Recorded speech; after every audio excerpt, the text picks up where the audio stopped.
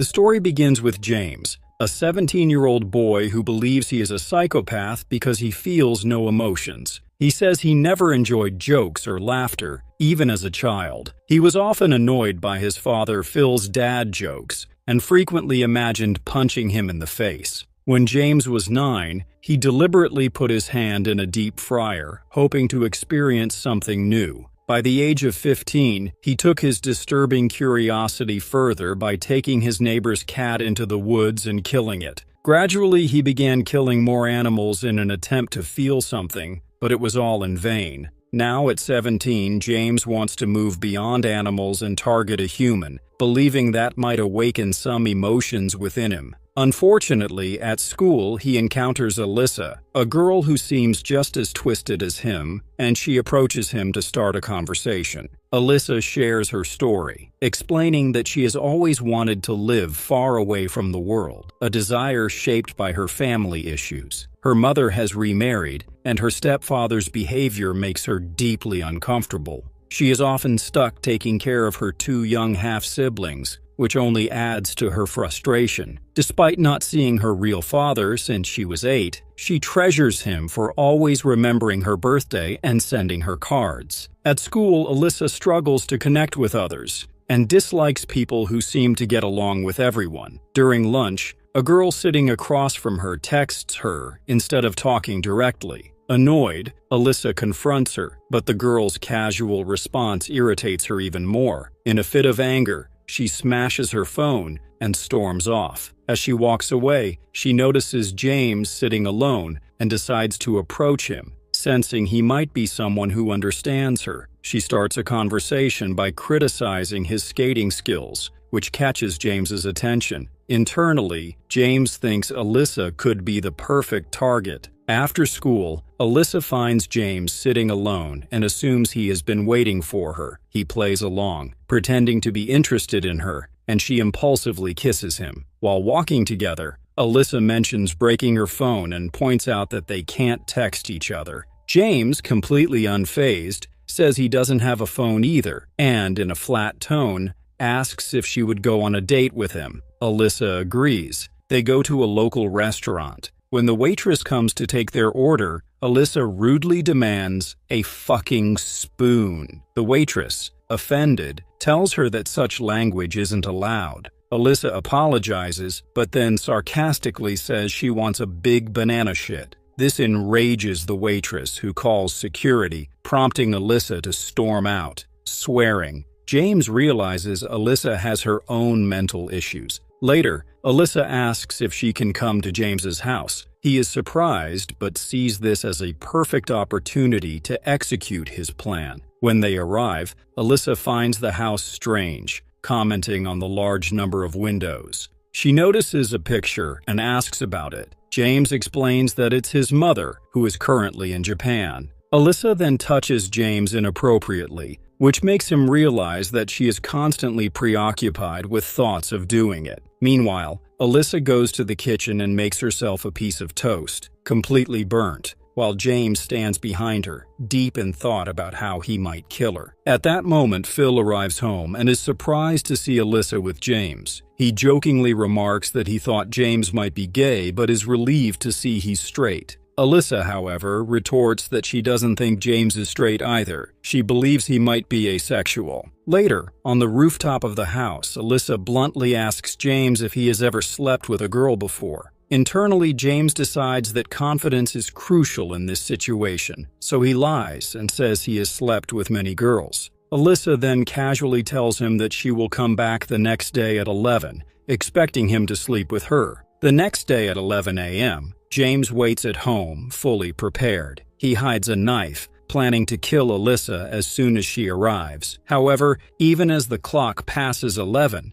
Alyssa doesn't show up. Meanwhile, Alyssa is about to leave her house when her mother, Gwen, stops her, asking for help with a family function. Alyssa tries to explain that she needs to go somewhere important, but after Gwen insists, she reluctantly agrees. During the function, Alyssa serves sweets to the guests, leaving her exhausted. Midway through the event, Tony, her stepfather, offers her a drink. Alyssa coldly tells him not to expect anything from her. but Tony inappropriately touches her. Gwen notices this but says nothing. Alyssa realizes something is seriously wrong. Tony is crossing boundaries, and her mother's silence is just as disturbing. Furious and disillusioned, Alyssa decides to leave her home for good. She puts on her real father Leslie's jacket and runs away, heading straight to James's house. At James's place, Alyssa storms in and, still fuming, takes off her shirt and sits on the couch.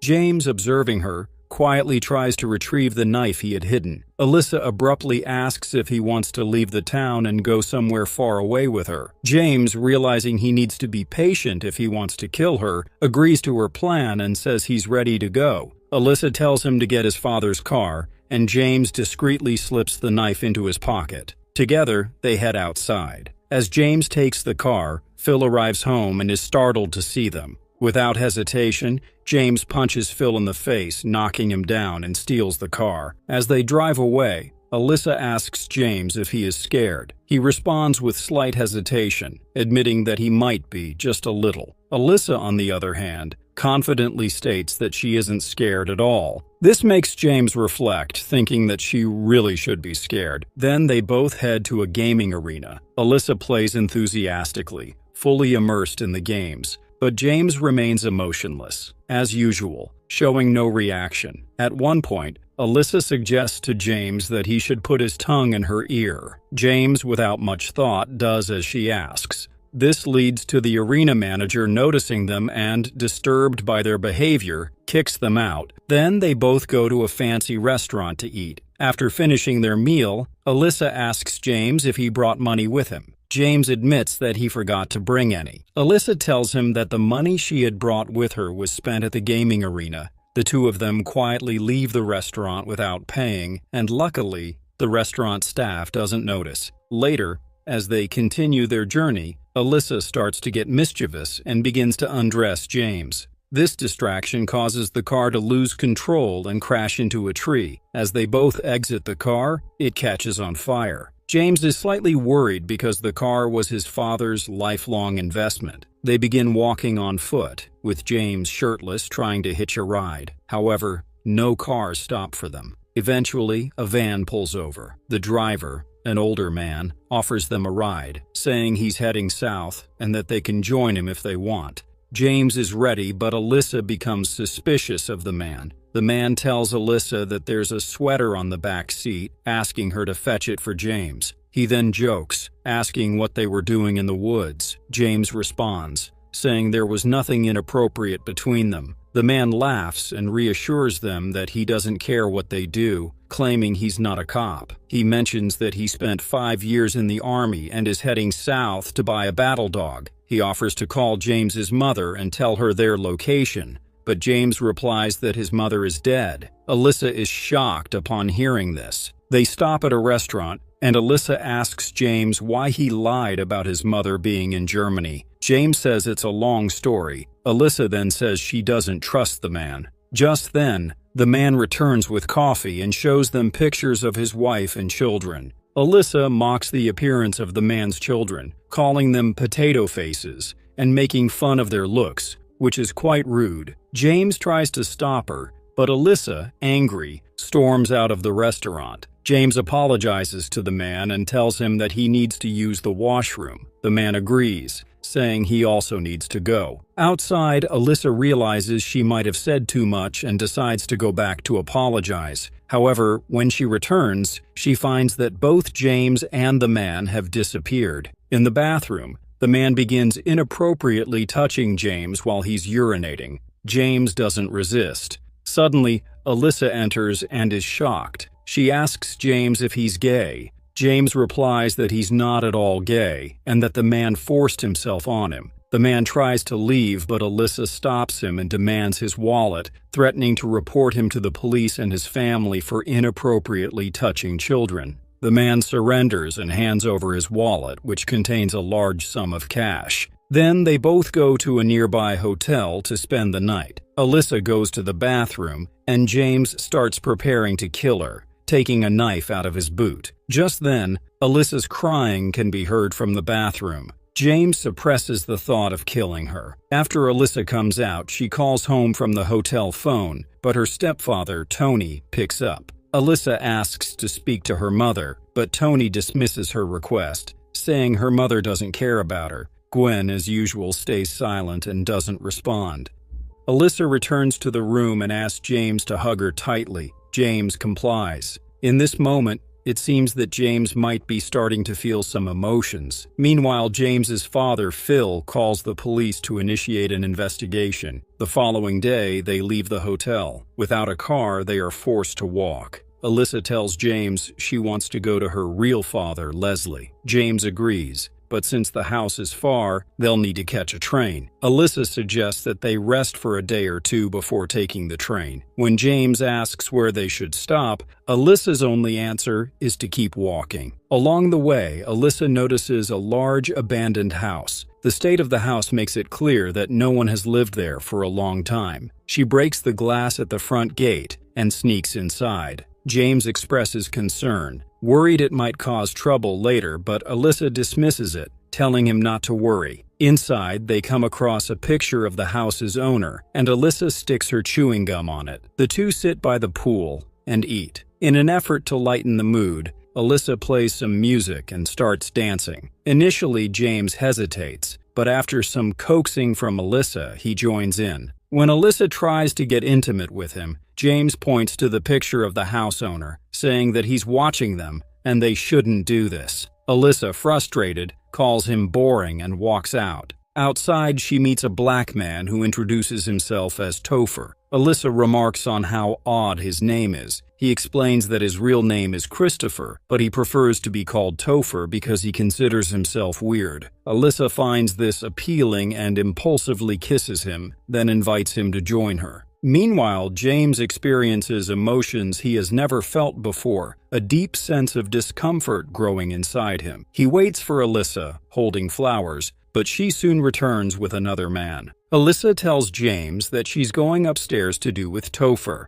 For the first time in his life, James feels his heart break. He experiences a surge of emotions that he's been waiting for all his life. Despite the pain, he finds a twisted sense of gratitude toward Alyssa, believing that it was because of her that these emotions finally awoke in him. Downstairs, James starts rummaging through different drawers, checking things around the house. Suddenly, he comes across a camera and some photos, all belonging to the owner of the house. What he sees shocks him. Pictures of the man committing brutal acts of rape and murder against several women. Meanwhile, upstairs, Alyssa is about to get intimate with Topher when she suddenly thinks of James. She stops and tells Topher to leave. Furious, Topher calls her a slut and storms out. After Topher leaves, James goes upstairs to see Alyssa, but she refuses to let him in. James waits outside, planning to kill her while she sleeps.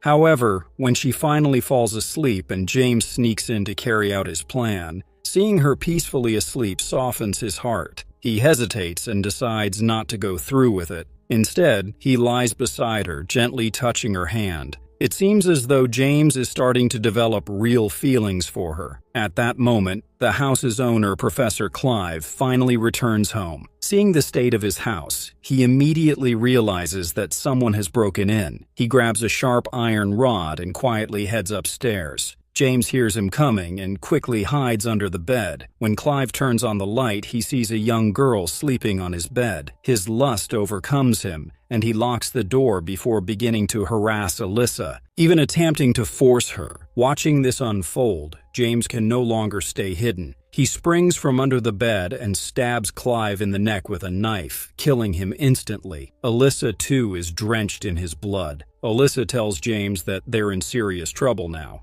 blaming themselves for breaking into Clive's house. James defends his actions, saying that Clive was going to harm her, so he had no choice but to kill him.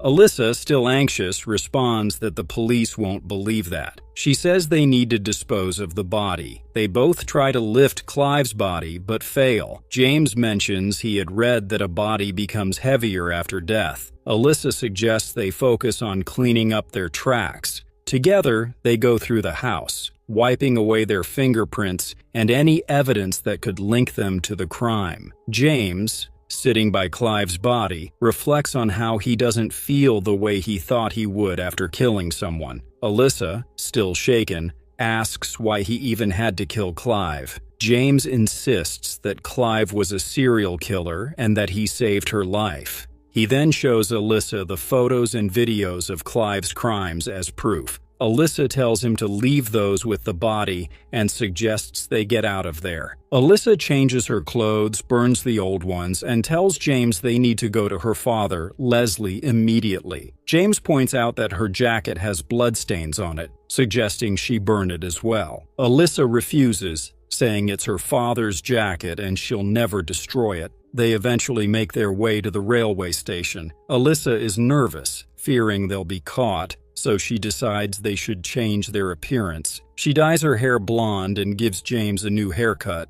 They buy new clothes and wait for the train. While waiting, Alyssa asks James where he got the knife. He ignores her question. Meanwhile, Clive's mother returns home, screams upon finding his body, and calls the police. Two investigators, Eunice and Terry, arrive at the scene and begin their investigation. During their search, they find Topher's wallet under the bed. They bring Topher in for questioning. Emotional? Topher insists he didn't have love with anyone. Terry tells him they don't care whether he had love or not. They just want the girl's name. Topher reveals that her name is Alyssa and describes the brown leather jacket she was wearing. He also mentions that she was with a boy named James. The police now have significant evidence to follow up on. While they wait for the train, Alyssa begins to feel hungry, so they head to a nearby restaurant. She can't stop glancing at James, haunted by the image of him stabbing Clive in the neck. James, sensing her discomfort, explains that the knife was a birthday gift from his father for hunting. Alyssa, still unsettled, questions why anyone would carry a knife around. When James reaches out to hold her hand, she pulls away, saying she doesn't want him to touch her. Alyssa excuses herself under the pretense of going to the bathroom, but instead escapes through a window. She decides to leave him behind and disappears. James waits for her for a long time before realizing that Alyssa is not coming back.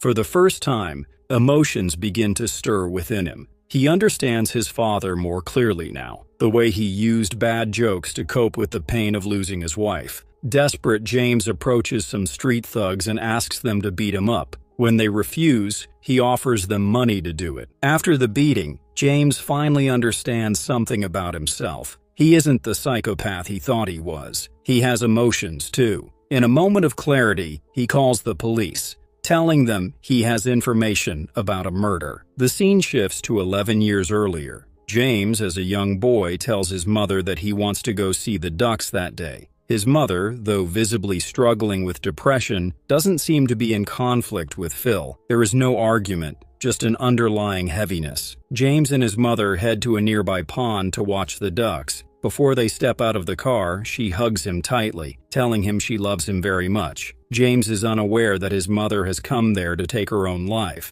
As he gets out to feed the ducks, she accelerates the car, deliberately driving it into the pond. She drowns as James watches, helpless, witnessing her mother committing the unthinkable. Back in the present, James sits in the police station, grappling with his thoughts. He begins to reconsider whether confessing to the murder is a good idea. When the police officer starts questioning him, James changes the subject, claiming that his mother's death 11 years ago was actually a murder, not a self-harm act. The officer, confused, clarifies that what happened to his mother was indeed a self-harm act, not a murder. James acts as though he doesn't fully understand, playing the role of someone mentally disturbed. The officer, sensing something off, lets him go, dismissing him as emotionally unstable. Meanwhile, Detective Terry and Eunice visit Phil for further investigation. They gather information about James, learning more about his background. Later, they visit Alyssa's stepfather's house to inquire about her involvement in the murder. Shocked by the news, Tony distances himself from the situation, claiming no connection to Alyssa since she is not his biological daughter. When Terry asks Gwen for a recent photo of Alyssa, Gwen is unable to provide one. Eunice, observing Gwen's fragile mental state, quickly realizes that Gwen might need professional help. Meanwhile, Alyssa experiences the start of her menstruation and heads to a store to buy undergarments. However, she quickly realizes that she's out of money. Desperation drives her to discreetly steal the undergarments, but the store guard catches her in the act. As he prepares to search her and call the police, a sudden distraction occurs. A parent outside loses sight of his child. The guard tells Alyssa to wait while he goes to help the parent. Seizing the opportunity, Alyssa makes her escape from the store. Once outside, she spots the missing child playing nearby. Alyssa takes a deep breath and decides to help, leading the child back to their worried parent. For a brief moment, she feels a sense of doing something right. On the other side, James returns to the restaurant where Alyssa had left him, hoping she might come back. He sits there, waiting, holding on to the hope that she hasn't abandoned him completely. Back at the store, the guard, having dealt with the missing child situation, surprisingly offers Alyssa some biscuits, showing her kindness instead of punishment. He lets her go with a warning not to steal again. But as Alyssa leaves, guilt momentarily fades, and she swipes the undergarments one more time. Yet outside, a wave of realization hits her. What she's doing is wrong. She throws the stolen items away, fully aware now that this behavior wasn't fair, not to herself and especially not to James, who had only tried to protect her. She regrets betraying him by running off. Determined to make things right, Alyssa heads back to the restaurant and finds James still waiting for her. Overcome with guilt, she apologizes to him, while James also seeks forgiveness for the killing of the man. In that moment, their bond rekindles, stronger than before. Meanwhile, the investigation team at Clive's house uncovers James's knife, a critical piece of evidence. Meanwhile, James and Alyssa steal a car and head toward Leslie's place. The car only has one cassette, which they initially enjoy listening to. However, after a while, Alyssa loses interest in it and throws it away. She believes that they did the right thing by killing the man, and even thinks that the police should reward them with a medal. After some time, the car runs out of gas. They manage to reach a gas station, and James tells Alyssa to fill the tank while he keeps the car running, so no one notices. Just then, the owner of the gas station arrives and recognizes that the car is running without keys.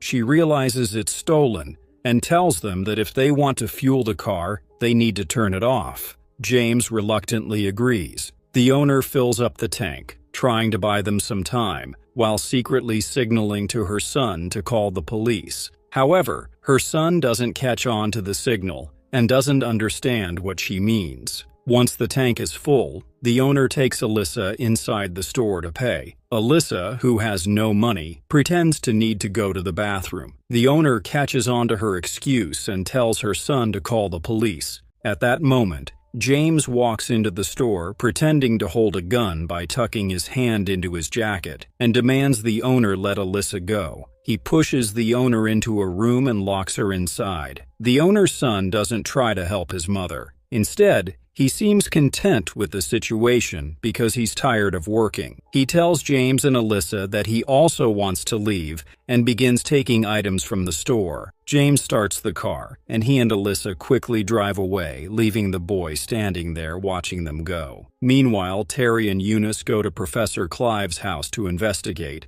speaking with Clive's mother. Eunice asks if Clive had any personal issues, affairs, or conflicts. Clive's mother, while knowing everything about Clive's actions, denies any such thing, saying that he had no affair. In reality, Clive's mother is the one who has hidden all evidence of his crimes. She asks the investigators to leave, and as they are about to go, Eunice advises her to always stand by the truth. Meanwhile, Alyssa makes a phone call from a telephone booth to her mother, Gwen. Gwen asks her to come home, but Alyssa responds by telling her to tell Tony to fuck off. Later, Clive's mother's conscience awakens, and she brings the evidence of his crimes to Eunice. Eunice immediately takes the evidence to Terry. After reviewing it, Terry says that while Clive may be a killer, it doesn't change the fact that Alyssa and James are not the real murderers. Alyssa and James arrive at Leslie's house, but instead of Leslie, another woman opens the door. The woman informs them that Leslie has left. When Alyssa hears this, she starts to leave.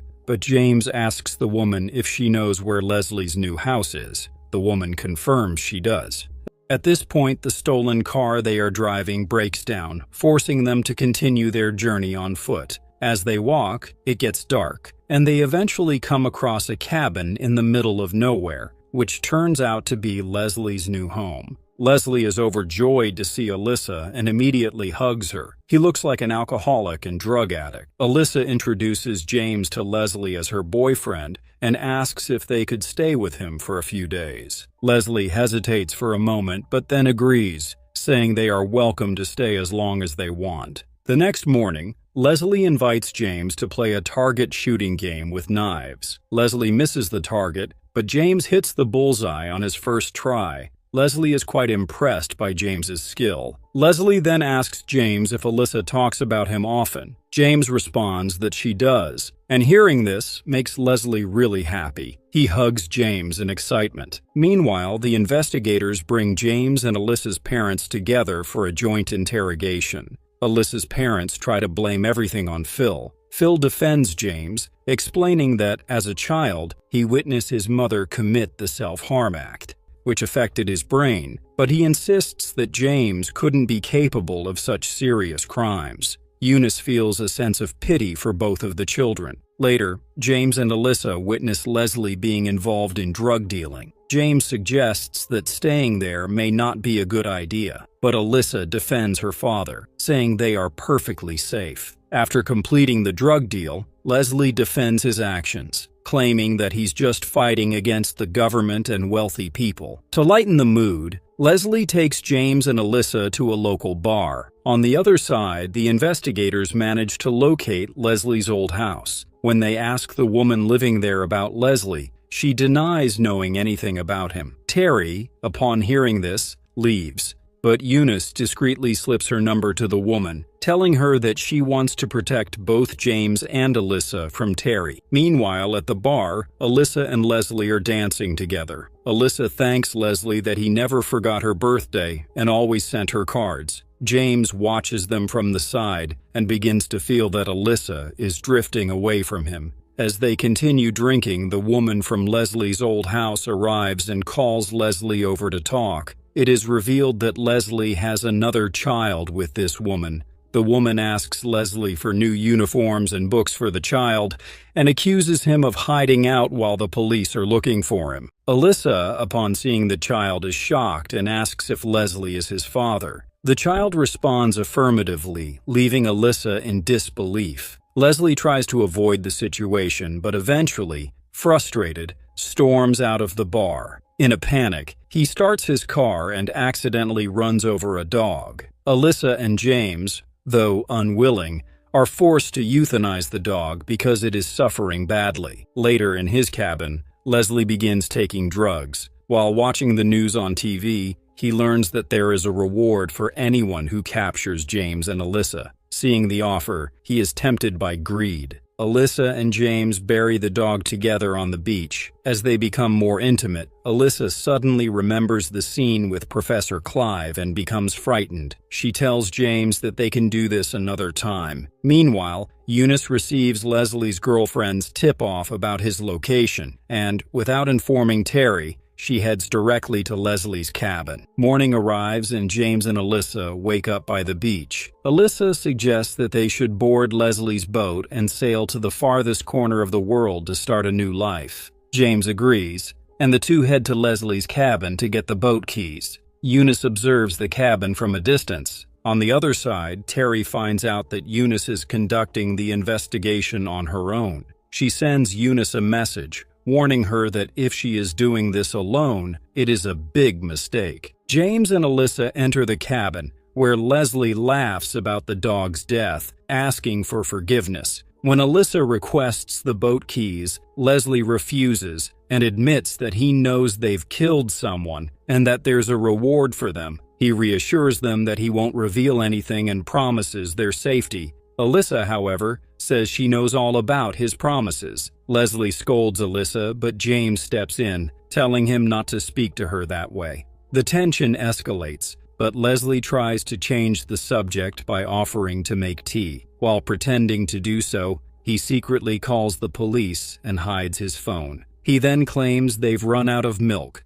offering biscuits instead, and sits down next to Alyssa. Leslie apologizes to Alyssa for not telling her about his other son, explaining that he was too ashamed. He tells her that he is her father and that she can tell him anything. Feeling emotionally overwhelmed, Alyssa confesses that they killed a man because he tried to assault her. James immediately senses something is wrong. He quickly grabs a gun and finds the hidden phone, informing Alyssa that Leslie called the police. When Alyssa hears about Leslie's betrayal for money, she grabs a knife and stabs him in the thigh. At that moment, Eunice enters, shocked by what she sees, James holding the gun and the knife in Leslie's thigh. Meanwhile, Terry discovers their location and heads there with the full police force. On the other hand, Eunice tries to explain to both of them that she is here to help them, not the police. She tells them that their parents are really worried about them. She wishes James a happy birthday and tells him that he has turned 18 today. Alyssa is surprised upon hearing this and tells James that he should have told her earlier, as she would have brought him a gift. In the middle of this conversation, Leslie interrupts, warning them not to listen to Eunice as she is trying to get them both locked up in jail. Alyssa responds, saying it's incredible that Leslie himself called the police, but is now saying this. Leslie explains that he did it to protect her from getting into trouble. Alyssa gets angry and kicks Leslie in the leg, making him wince in pain. She then tells him that if he couldn't raise his children properly, he shouldn't give birth to them. Alyssa asks Leslie if he had actually sent the birthday cards all those years, or if his mother, Gwen, had written them. Leslie admits that it was not him, but his mother, Gwen, who had written the cards herself.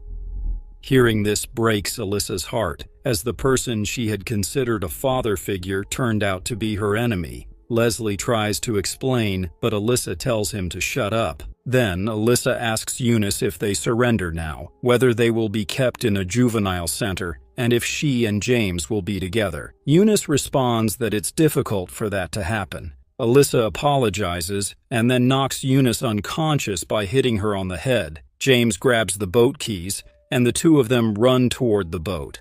As soon as they reach the beach, James tells Alyssa that she should tell the police that he kidnapped her, so she can be free, and nothing will happen to her. However, Alyssa refuses and insists that they should run away together. James apologizes, but then in a moment of desperation, he hits Alyssa on the head and knocks her out before running toward the coast. The police arrive just in time to catch Alyssa. They then start firing at James as he runs. While escaping, James reflects on the fact that he has turned 18 today. It is only now that he begins to understand the true meaning of relationships and the emotions he had been searching for all these years. Finally, the realization he had been chasing for so long has come to him.